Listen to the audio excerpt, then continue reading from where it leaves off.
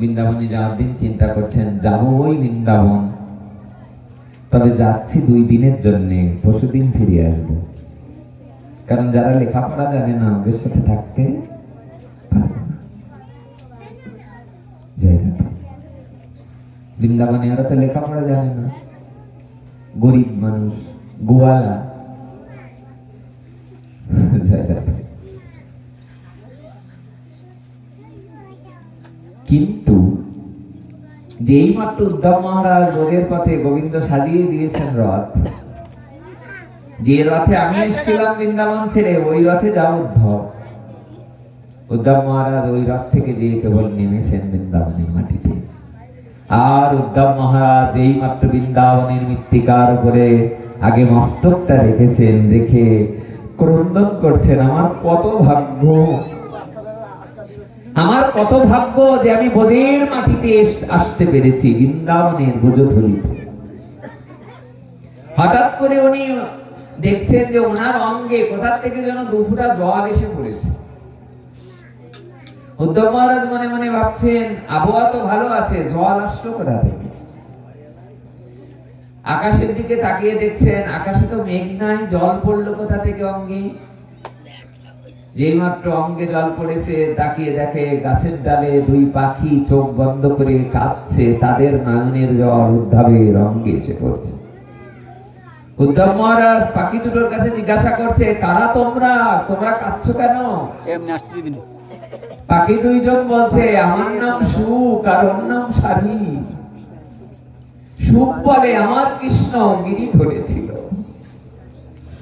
সারি বলে আমার কৃষ্ণ আমার রাধে শক্তি সঞ্চারিল, নইলে পারবে কেন? বৃন্দাবন বিলাসিনী রায় আমাদের, বৃন্দাবন বিলাসিনী রায় আমাদের, ওগো রায় আমাদের, শ্যাম তোমাদের, রায় আমাদের, শ্যাম তোমাদের, বৃন্দাবন বিলাসিনী রায় আমাদের, আবার বৃন্দাবন রায় আমাদের, রায় আমাদের, শ্যাম তোমাদের, রায় আমাদের, বৃন্দাবন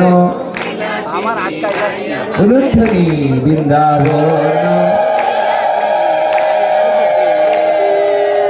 বলো রাধা রানী কি, বৃন্দাবন ধাম কি, নবদ্বীপ ধাম কি। যদি কোনোদিন শুদ্ধ মনে পবিত্র মনে একবার হাত তোলা হয়ে যায়, দেখো মা, সবসময় তো মন পবিত্র থাকে না, তবে মনের অগোচরে কোনোদিন যদি হাত তোলা হয়ে যায়, হয়তো মৃত্যুর পরে আমরা বুঝতে পারবো না যে আগের জন্মে আমি কোথায় ছিলাম। সে সৌভাগ্য কি নিয়ে এসেছি কি, সেই ভাগ্য আমার আছে তো? আমি আগামী জন্মে বলতে পারবো তো আমি কোথায় আছিলাম? যদি ভজন থাকে হয়তো পারবো, যদি হরিনামের কৃপা থাকে, সাধু গুরু বৈষ্ণবের কৃপা থাকে, হয়তো বলতে পারবো যে আমি জগন্নাথপুরের মাটিতে ছিলাম বা আমি অমুক গ্রামের মাটিতে ছিলাম। আর যদি ভজন না থাকে, কোথায় পড়ে থাকবো কে বা বলতে পারে মা? তাই ভগবানকে ভালোবাসো, ভগবানের নাম গাও, সংসারে কাজ কর্ম করো, কিন্তু কাজের ফাঁকে ফাঁকে 2 একবার যে তোমার শরণ লয়, তার বাঞ্ছা পূর্ণ হয়, কৃপা করে করো তারে বৃন্দাবনবাসী। বলি যে তোমার শরণ লয়, তার বাঞ্ছা পূর্ণ হয়।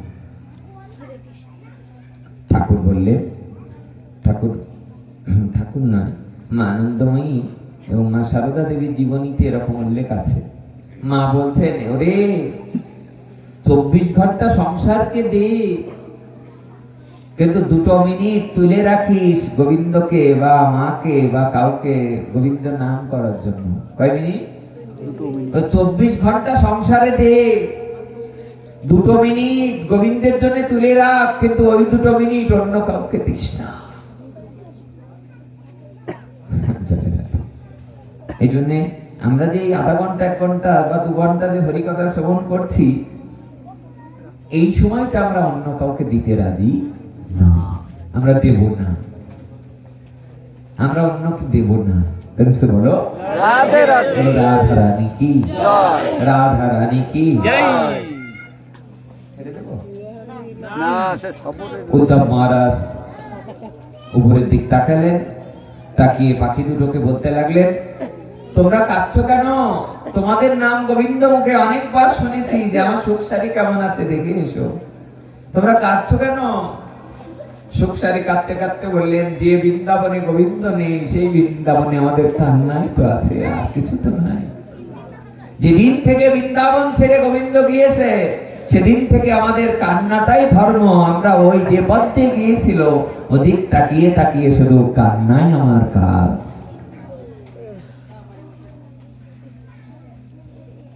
স্নান করতে নেমেছেন সবরই। এবার